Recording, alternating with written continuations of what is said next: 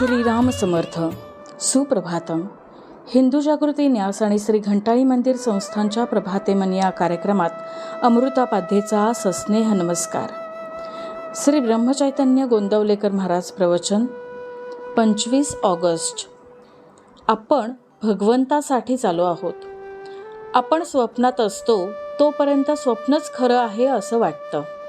त्याचप्रमाणे जोपर्यंत भगवंताचे सत्यत्व आपल्याला नीट समजत नाही तोपर्यंत हे सर्व मिथ्या असणारे जग आपण भ्रमानी सत्यच मानत असतो. जे चिरकाल राहते तेच खरे सत्य होय. आपला मार्ग चुकला आहे एवढे जरी समजले तरी सत्याकडे जाता येते. मन विषयाकडे लावून नाही समाधानाचा अनुभव येणार.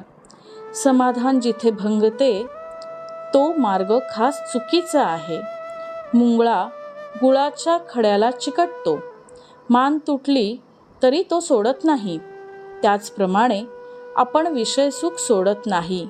याला काय करावे? जे अनुभवानी खरे शहाणे होतात ते या विषयसुखाचा त्याग करतात आणि ज्यांची ही विषयाची आसक्ती सुटली त्यांनाच ते मिथ्या आहे हे प्रत्ययाला येते. आपले समाधान का बिघडते? आज आहे त्यापेक्षा निराळे असावे असे वाटते म्हणून. जो जिन्नस जिथे ठेवला आहे ती जागा सोडून आपण त्रिभुवन जरी शोधले तरी तो सापडत नाही. त्याप्रमाणे ज्या वस्तूमध्ये समाधान नाहीच त्यामध्ये कितीही शोधले तरी ते आपल्याला मिळत नाही. समाधान फक्त भगवंताजवळ आहे.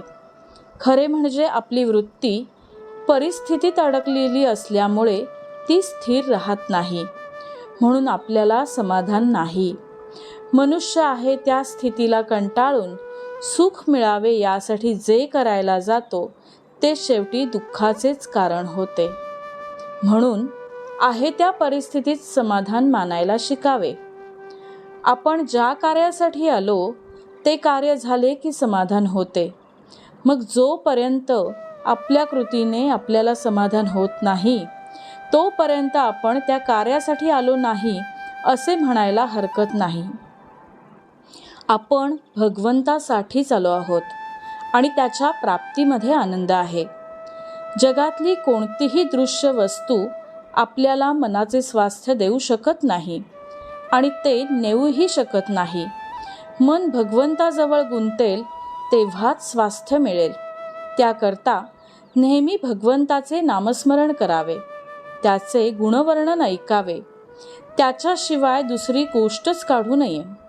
मिथ्या समजून प्रपंच करावा आणि भगवंताचे होऊन राहावे. नामाच्या उलट सांगतील त्यांच्यावर विश्वास ठेवू नये. कोरडा वेदांत ऐकू नये. प्रत्येक नामागणिक भगवंताची आठवण होते, म्हणून नामच सर्वस्व मानावे. नामात काय आहे ते घेतल्यानेच सर्व काही कळून येते. तीर्थक्षेत्रात किंवा संतांच्याकडे जाऊन वस्तू मिळवायची नसून समाधान मिळवायचे असते आणि हे नामस्मरणाच्या योगानेच घडून येते. बोधवचन. प्रपंचाचा अनुभव कष्टमय आहे पण भगवंताचा अनुभव आनंदमय आहे. आजचा हिंदू कर्तव्य दिनविशेष श्रावणी रविवार भानुसप्तमी. रविवारी श्रावणामध्ये येणारी सप्तमी म्हणजे भानुसप्तमी. या दिवशी आवर्जून आदित्यपूजन करावे. मंडळी, रामरायाचे आणि श्री घंटाळी देवीचे शुभाशीर्वाद तुमच्या सर्व कुटुंबावर अक्षुण्य राहोत ही प्रार्थना. जानकी जीवन स्मरण. जय जय राम.